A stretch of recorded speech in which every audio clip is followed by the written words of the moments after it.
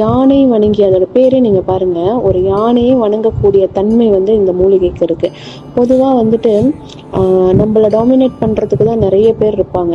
நம்மளை சுத்தி வந்து நிறைய நமக்கு தெரிஞ்ச எதிரிகளும் இருப்பாங்க, நமக்கு தெரியாத எதிரிகளும் நிறைய இருப்பாங்க.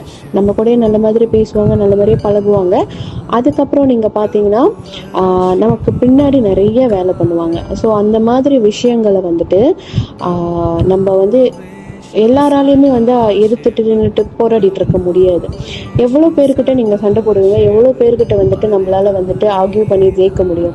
நீங்கள் எவ்வளோ ஆர்கியூ பண்ணாலுமே அவங்களோட பாயிண்ட் ஆஃப் வியூவில் தான் அவங்க நிற்பாங்க. நம்மளை தான் கர்ஸ் பண்ணுவாங்க, நம்மளுக்கு செய்யக்கூடாத விஷயங்கள்லாம் செய்வாங்க, நம்மளுக்கு தான் நிம்மதி இல்லாமல் போகும். ஸோ இந்த மாதிரி விஷயத்துக்காக தான் வந்து இந்த மூலிகை பயன்படுத்துவாங்க. சில பேர் கேட்பாங்க, மூலிகை பயன்படுத்திட்டா உடனே எல்லாமே சரியாயிருமா? அப்படி கிடையாது. நம்ம நிறைய விஷயத்துல வந்து நிறைய கர்மா, பேட் கர்மா வந்து சேர்த்துக்கிட்டே இருப்போம். ஸோ அந்த மாதிரி விஷயங்கள்ல இருந்து நம்மளை ப்ரொடெக்ட் பண்ணிக்கிறதுக்கு தான் இந்த மூலிகைகள்லாம்.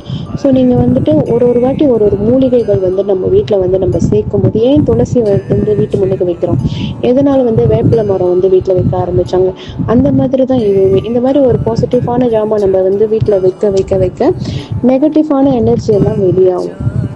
ஸோ இந்த நெகட்டிவான எனர்ஜி வெளியாகும் போது உங்களுக்கு வந்து நடக்க வேண்டிய நல்லது எல்லாமே வந்துட்டு ஈஸியாக நடக்க ஆரம்பிக்கும். ஸோ இதுதான் கான்செப்ட்.